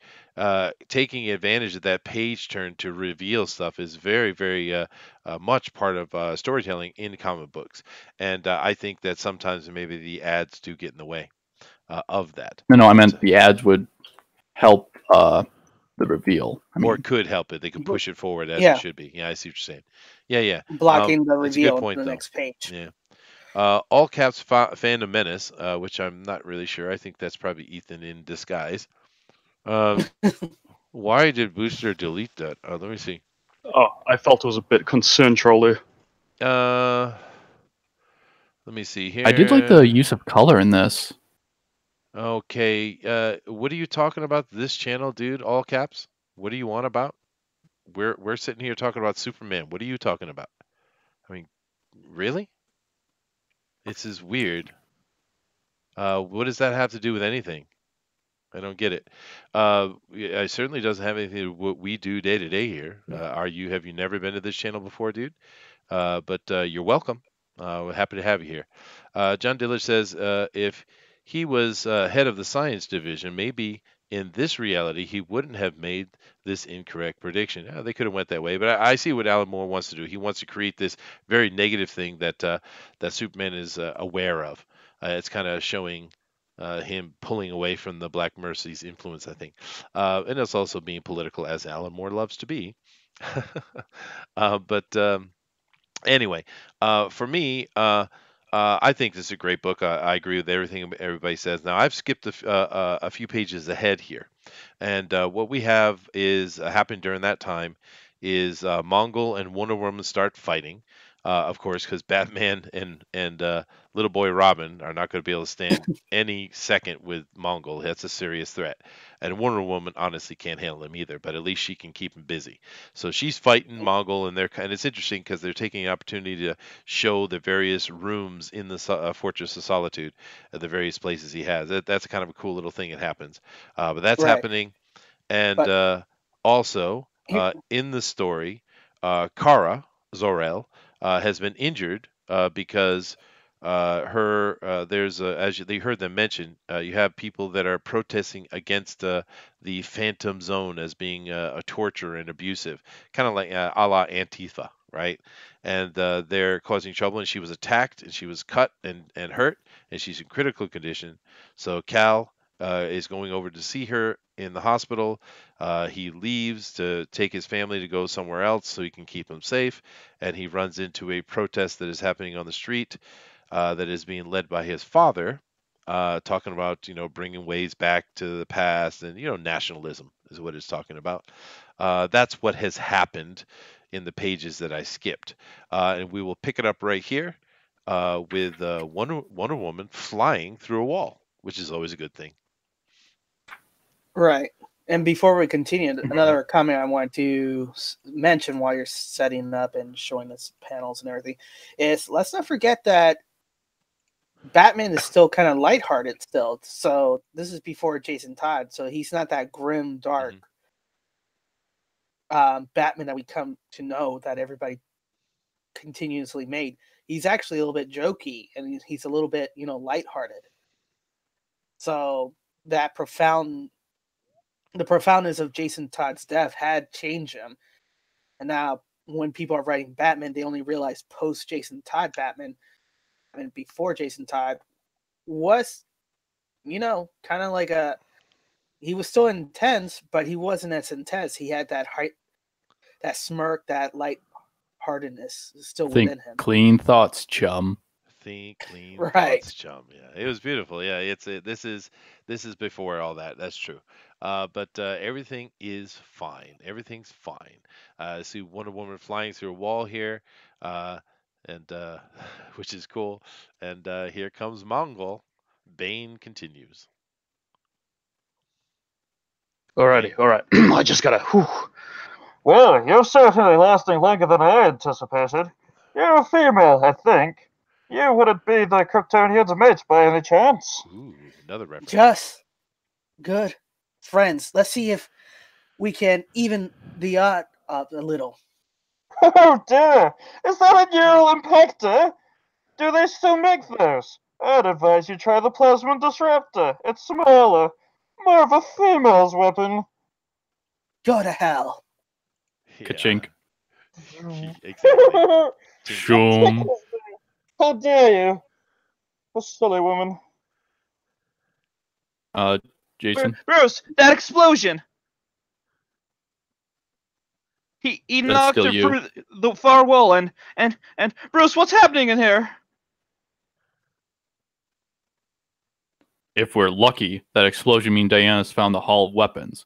We've got to concentrate on reviving Superman, because whatever's going on through there is way out of our league. She's being totaled, man. Bonk! Superman, Cal, we're in trouble. We're in serious trouble, old friend. You've got to wake up. That's all, Cal. Just wake up. Wake up, Krypton, to the danger that faces you. Wait.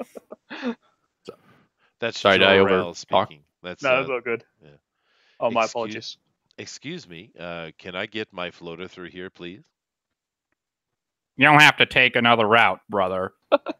The Divine Lorem has just introduced our chairman. Wake up to the rot that infects your cities. Chairman? Wake up to the carnage that is almost upon you. I once knew a Krypton that was noble and unspoiled, where proud towers rose up against an untainted sky. And now, today, I see that splendor threatened with destruction. He's almost a little bit orange, isn't he? What sort of a catastrophe is this going to be this time, Jarrell? This planet's blowing up again, or is it going to be floods and plagues? You fanatic! You torturer! Sort of, I think. You will not disrupt the sacred tranquility of our gathering. Wreck! He's hurting me! Leave her alone. What is this? Van, I think we ought to avoid this area. We'll try the northern exit and circle around. Who's gonna do the Father, kid's voice? that is grandfather Jarrell. What is she shouting about the world ending? Your grandfather's world ended 20 years ago. Let's get out of here. Zoom, zoom, zoom. Father, that gold volcano over there. This isn't how we get to grandfather's rolls. No, Van. It's not. Father's a little upset right now. I You can just go a little need bit higher. somewhere quiet to think. I thought we'd go to the Candor crater. Will we get all shrunken up? No. That happened a long time ago. Long shot. Hello, Todd would be darkness, happy. my old friend. This is an incredible moment. There isn't much out there here. I don't like it. Van, I'm sorry. I just needed to come here. There's something wrong.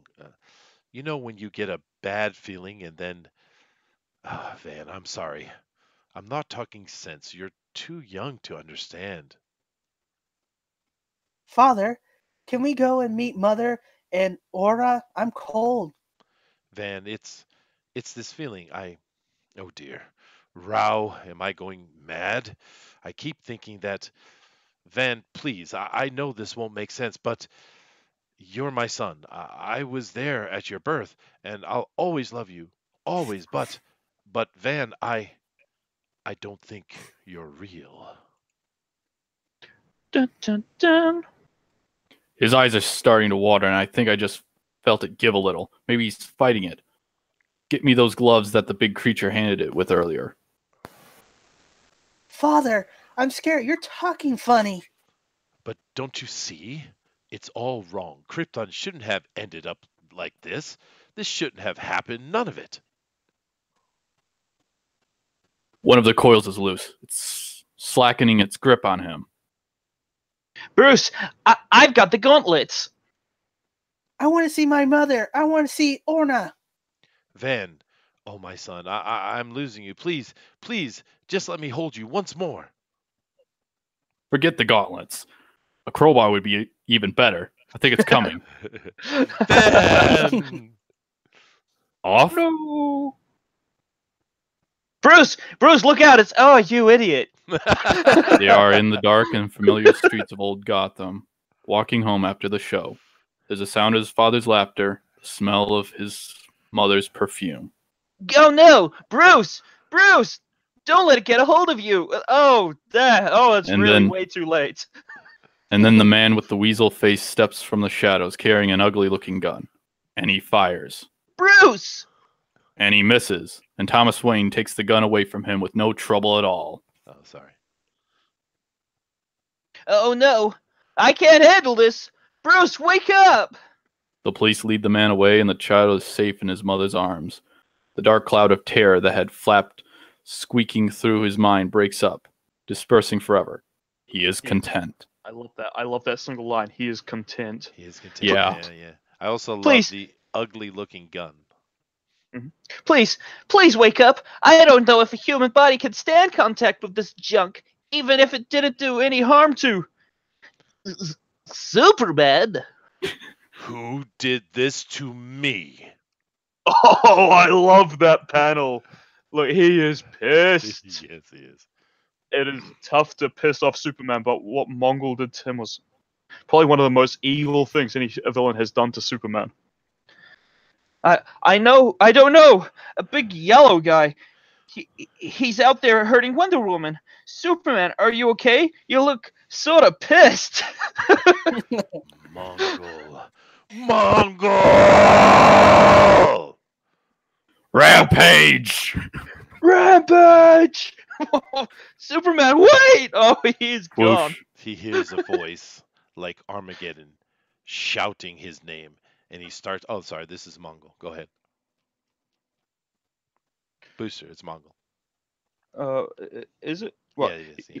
He hears a voice, but he hears a voice like Armageddon shouting his name, and he starts to turn. He knows he has perhaps less than half a second in which to defend himself. Oh crap! I hear someone pissed off at me. What am I going to do about Bruce? I can't. Uh-oh. He starts to reach towards his armor's weapon systems, letting the unconscious woman crumple to the floor. But the wreck of the farewell seems to ripple outwards in a sudden cascade of powder. Yeah, I just gotta get these big old gutlets out. Here we go. And a 500-mile-an-hour wind slams into him like a steam hammer as big as the world. Just gotta rip up this big flower with these gauntlets. And he knows that he is far too late. Ugh. Get Ew, it's icky. up. Oh, Get up. oh, you this is so vermin. gross. Do you understand what you did to me? Oh, perfectly. Do you feel in charge? I fashioned a prison that you could not leave without giving up your heart's desire. Escaping it must have been like tearing off your own arm. And now I'm going to kill you anyway. Happy birthday, Kryptonian. I give you oblivion. Burn. Oh! Oh god, it burns! Oh! Oh!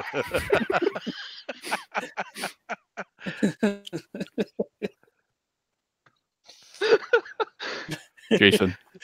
Yeah, I have the giggles. They're up there. How am I gonna get up there with this thing? These aren't They're any in- stairs in this place, and there's nothing I can do about it. And oop, Jason has a sneaky idea.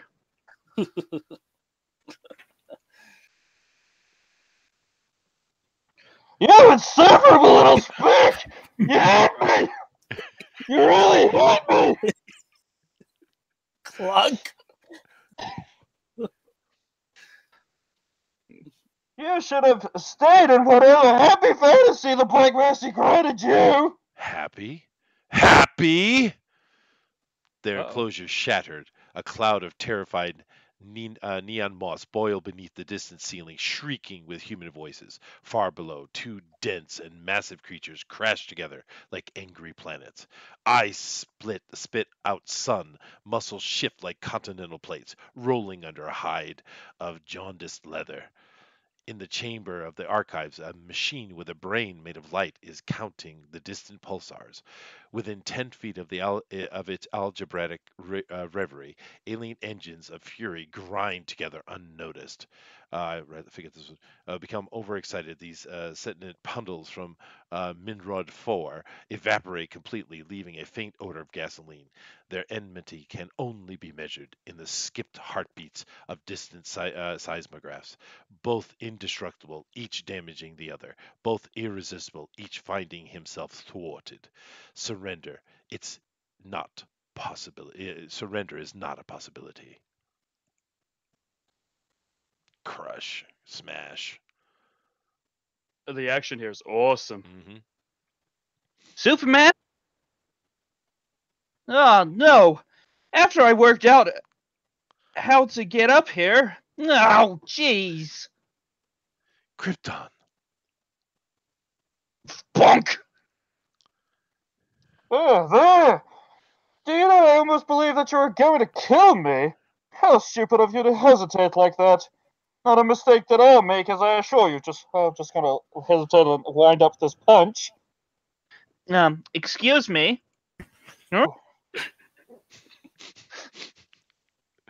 this is you, Booster. Now, this I love, man. I love this paneling here because you Mhm. could see one story being told on the left and a different story being told on the right here. Mhm. And he swept the thing aside, reducing the blade to ash with a twitch of a circuit. Nope. And then he rips the Kryptonian's head from his shoulders, laughing at the way that the eyes roll for long seconds after death. Ooh. Still nope. And then he places it upon a spike and goes out to trample the world carrying it before him, his hideous standard. It's over. I love that it shows this is something you can't do in a cartoon adaptation, you know? We couldn't see this version of Mongol winning because of the Black Mercy showing it, right? And the version of him losing at the exact same time. That's something you can only do in a comic. Yeah. No. They did do all the violence off panel though, Mhm. except for Jason Todd for some reason. He just got freaking zapped. Well, Yeah, because you can see the skeleton. Anyway, well, he's No so blood or lame. anything. You could see them wanting to kill him already. Later, Mhm. how do you feel? How do you feel? still a little shaky. It was so strange. I was married to Kathy Kane, and we had a teenage daughter. Isn't that an Earth That's 2 his reference? cousin. That's his cousin, Ew! Batwoman, who's a lesbian. No, the first Kathy Kane. Yeah. Oh, okay. That was retcon later, but ew! Yeah. Ew. Booster, you're Wonder Woman. No, Denali's I'm Wonder a little Woman. envious. Oh, sorry. Yeah. Sorry. No, I'm a little envious. It must have been wonderful to find out just what your heart desire really is. Mongol looks like he's having a pretty good time. What will you do with him, Superman? I'm going to put him somewhere secure. What do you mean? Build a prison or? Not exactly. Have you ever noticed the black hole as you come in via the western spiral arm of the galaxy? No, I can't say that I have. It's quite large. I think I'll drop him into it. Denali? Cal, now that we've broken the ice at your birthday, birthday party, can I give you this? It's an exact duplicate of the bottle city of Candor to replace the real one which was enlarged. The Paradise Island Gemsmith made it. You'll need X-ray and microscopic vision to really appreciate it. Oh, why, Diana, that's just just what I've always wanted. I'm glad you must have missed the old one. Happy birthday, happy birthday, Cal. Kisses, And kisses. Batman's sitting there like, oh, my present's really crap. I mean, it's interesting because here's the third time we've kind of mentioned the femininity of Wonder Woman. When Superman gets a bit of kiss, he says, why don't we do that more often? I don't know. Too predictable? You're probably right. Damn it! Okay. Jason and I brought you this new breed of rose named the Krypton, but well, I'm afraid it got stepped on, and well, frankly, it's dead. Don't worry about it, Bruce. Perhaps it's for the best. Come on. Does somebody want to make coffee while I clean this place up? We know what type of coffee he wants. Like an insatiable virus, he sweeps out across the universe, and his enemies are as dust beneath his feet. Some shudder as 'tis coming. The great powers of the cosmos kneel before him and kiss his fingertips. Vast and implacable, a resurrected war world whirls through the bottomless night, reducing galaxy after galaxy to smoking ruin. The stars run red. The nebula echo with the screams of the undying. He is content. Boom. Oh, no, I guess it's just Huh. Oh yeah. Was that disappointing That's to you? it. Well, actually, the previous page, if you look at it, there's a small little Alan Moore cameo in it. Oh, is it? Nurse? Yeah.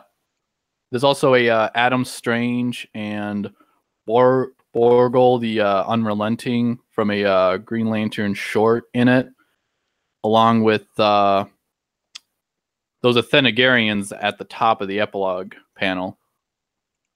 Well, let me come back over to it and let's take a look. You would completely miss Why it. is Oh, that? also there's Martian Manhunter at the left-hand corner. So you're talking about right here, huh? You see that all the way, that small little blurb right there next to Martian Manhunter. No, to the left. To the left. Down. Your other left. Other left, yeah. Oh, yeah, that's Adam Strange Adam Strange over there. Oh, right there. See it? Right, you're right there. I see the There's Martian Manhunter, Manhunter, and right there, that small little guy right there, that's Alan Moore. Yeah. Oh, yeah, it is, isn't it? I see the Oh my druid gosh. himself. Yeah. I didn't know that. That's cool. Because I didn't take much time looking at it, but I suppose they're all representing alien races we should know. Right, but if you've ever read the Mogo Doesn't Socialize short story Mhm. that Alan Moore did with David Gibbons, there's this character called, I think, Bolfunga the Unrelenting that's going to the throne. I see. Those are Thenagarians. Yes, I see the Thanagarians, Yep. yeah. Right. Yeah, Hawk Girl. I can't remember who the guy who's kissing his hands is supposed to be. Probably just a man. random. Well, I'm more Yeah. of a Marvel fanboy, so I wouldn't know these specifics as well. Well, more than likely I wouldn't. But that's a cool catch, dude. And I see over here with the alien who's kissing his the ring, in the crook of his leg, there is a character here with a thing on his forehead that kind of looks familiar to me for some reason. Who is that character? That could be Brainiac, but I'm not sure. It's some reason it's telling me I know this character. But anyway, that is cool. Now, this is our book that we read today. It's certainly classic. Many people know about it. They've made animations about it. It's a very famous one, and for Booster, it's his favorite one shot of all time, I guess, for Superman. Well, favorite one for Superman, Yeah, absolutely. yeah. Mm-hmm. And I see over here, John Diller says, "Oh man, this is dramatic. Poor Superman." All Cast Fandom Menace says, "I don't believe his blanket statement about this channel, but maybe a sketch is right after all. I don't know what you're talking about, dude. You have to be more specific, man. But you seem to have an opinion, so let's have it." Nick W says, "Hiatus is in front. Brainiac. Oh, well, thank you. There you go. Hyanthus? Hyanthus. Sorry. Hyanthus is in front. The one that's What? kissing the ring, I guess. I'm I trying see, to I look them just up. googled it. Yep. Yeah. Hyathus. Hya this. Cool. I see. Well, there you go. Oh, Easter Knowledge, eggs. knowledge. I love how much Yep. knowledge is in this community, man. It's awesome. Mm-hmm. But anyway, this is a really good book. I enjoyed it. It was a lot of fun reading it. It's Superman being Superman. It's everybody being themselves. Of course, Jason Todd is still lame, but hey, most Robins are. But what do you think overall, Janelle? What's your opinion of this book? I mean, they always say that Superman is really hard to write for because he's super strong and he doesn't have weaknesses. Well, Alan Moore wrote this story right here to show this is exactly how you attack Superman by attacking him physically and emotionally, and getting him in situations that he can't resolve with his superpowers,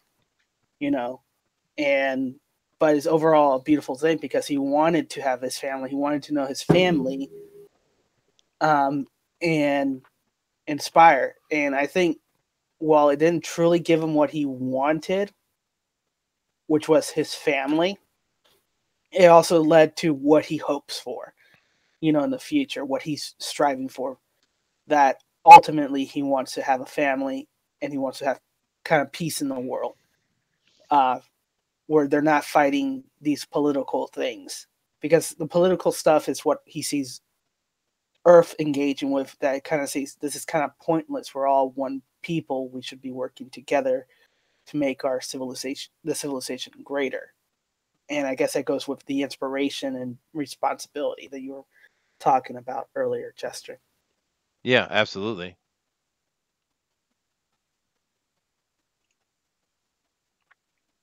What about you, Booster? What do you think? What do I think? I think it's an incredible story. I think it's everything Tom King's Miracle, Mr. Miracle should have been, except it's all done in one issue, right? Oh, And wow. Tom King dropped the ball in 12 issues, right? Well, he did. Because it's a very similar premise, right? It's a superhero getting locked inside a virtual reality of his own making, right? And with Mr. Miracle, we had 12 issues where we saw Mr. Miracle, dealing with depression, right? And I like a story like that. I like seeing superheroes dealing with depression, believe it or not. I think that can make for a great story, but he has to overcome it, right? We saw Superman very heroically overcome this. He had to sacrifice everything. And a very heartbreaking moment of that story is when he says to his son, "I don't think you're real." He had to accept that before he could get this Black Rose thing off of him, yeah, the Black Mercy. Yeah. And He doesn't need to be sad all the time. No. Yeah, of course. But with Mr. Miracle, he chooses to wallow in this virtual reality when he has the opportunity to, do what Mr. Miracle does, escape. Right? Yeah, I know, it's crazy, dude. Because Yeah. It's unfortunate about that Tom King run, because it started off pretty good. The first couple of issues were good. And then it just, wow, did that go down fast, man. I was shocked how bad it got, how quick. Yeah, I was very disappointed in it because it was very quickly becoming one of my favorite comics of all time. And then it just went right down. Well, Tom King is tied in with the Didio's plans, which is no superheroes have any love interest. There are no kid superheroes. Didio has his plan very laid out. Like I said, he worships at the altar of Frank Miller and Alan Moore to a point. And it's just it's nonsense, because people absolutely loved the Superman Rebirth. They loved him with Lois. They loved the Super Sons. That was very popular. Everyone was really digging it. And then Bendis comes in and absolutely tears it up. But understand that Bendis and Tom King are just the thugs of Didio. That's all they are, right? Yeah. And it's really unfortunate the way it went. And John Diller says, this is one of my favorite episodes. I had no idea. I guess Alan Moore deserves his praise. He is really good at what he does, dude. Yeah. Well, thank you, John Dillard. Gave me the system. Yeah. Now, what about you, K Blonde? What's your final judgment on this book? Well, wow. Sorry, I'm just a little taken aback after you just asked me. Well, I would have to. I would love to say that the juxtaposition between I think it's juxtaposition, like between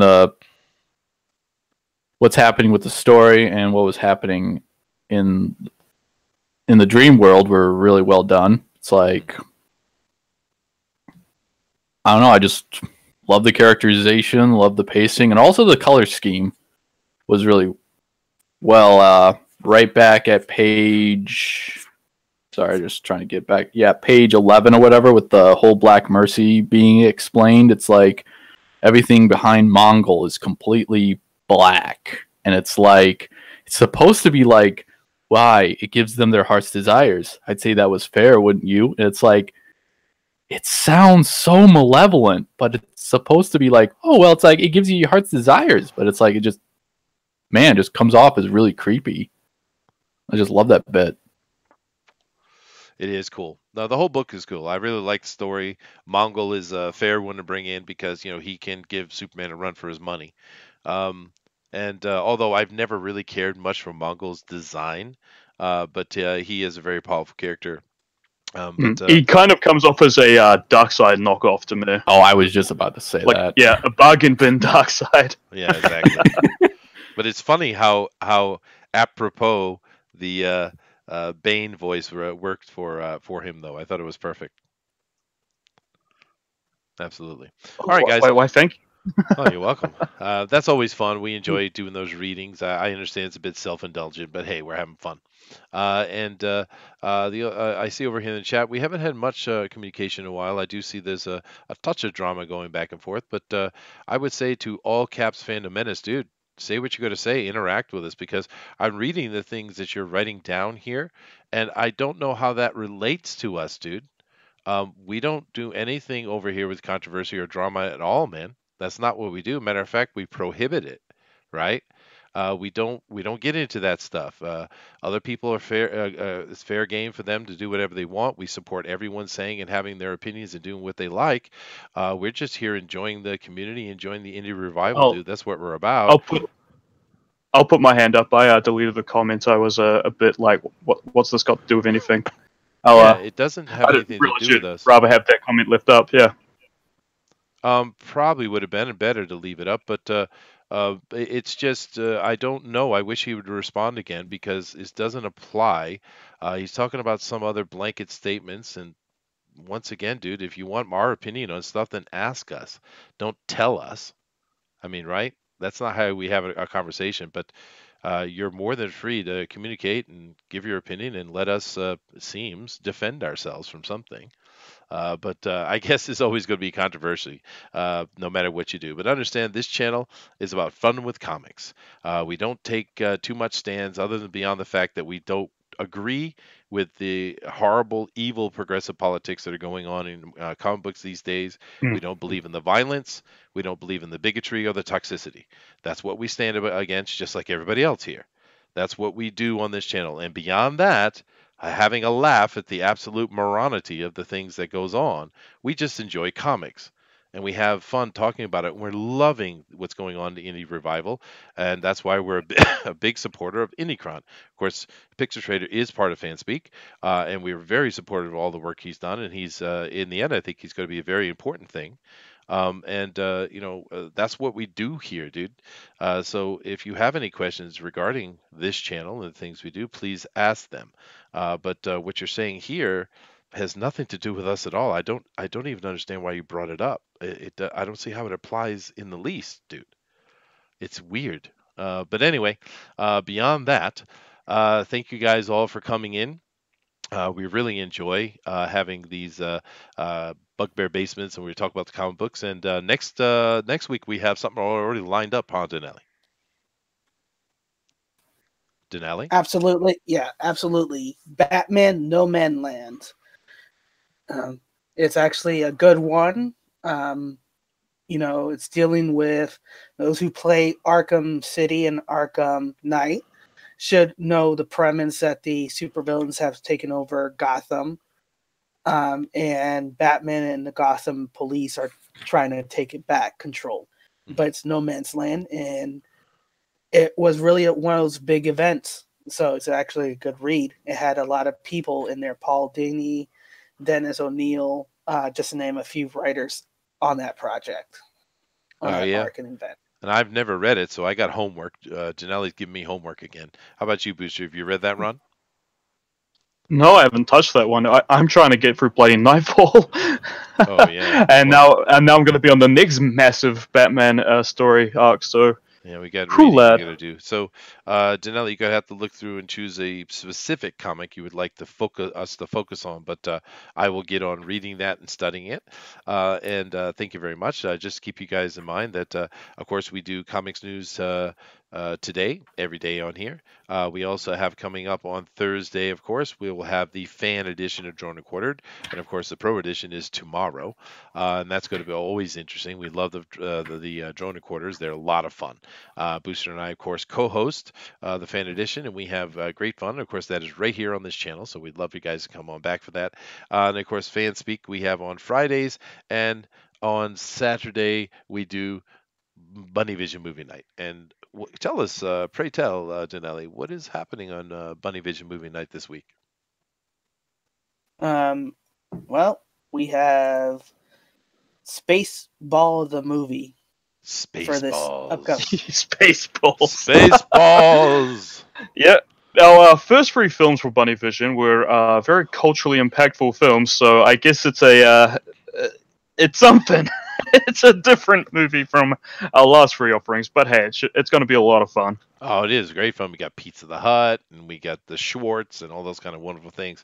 It's a good Mel Brooks movie, and just to let you guys know, I have sent a tweet out to Mel Brooks. Maybe he'll even join us. I doubt it. I think there's probably 0.0000001% chance that he will, but hey, at least we tried. But we're going to enjoy that movie as we do with all the other content. Keep in mind that everything is 8 p.m. Eastern Standard Time, other than the fan edition, which of course is 10 p.m. Eastern Standard Time. But yeah, we're having a lot of fun. Last year was a great year. This year's going to be even better. We're growing little by little, and all you guys coming here and supporting us is absolutely awesome. And very happy to have Kay Blonde up here joining us today, man. I hope you had some fun. Yeah, you did an excellent Batman. I'm not going to lie. Your voice really suited Batman. It did. Yeah. And thanks. And I just realized something. What? What did you realize? Well, I'm looking at this Alan Moore collection or whatever I have, and he did a Batman Annual 11, and I thought that'd be perfect for another Bane voice for Booster. Because it's got a villain called Clayface 3 or something, and he's kind of sort of has this little speaker on his neck that I think it'd be perfect for a Bane voice. I don't know. But I don't know. You'll probably do something different, like the man, whatever happened to the Man of Tomorrow or No Man's Land or something. Oh, we're doing No Man's Land next week for sure. But we're always looking for things to do in the future, dude. And of course, we're happy to have you here. You're welcome back, dude. Just let us know if you're interested in being on, dude. It's cool. I see Dave down here says, have a better chance of getting John Candy. Well, that's not very nice, Dave, seeing as he's dead.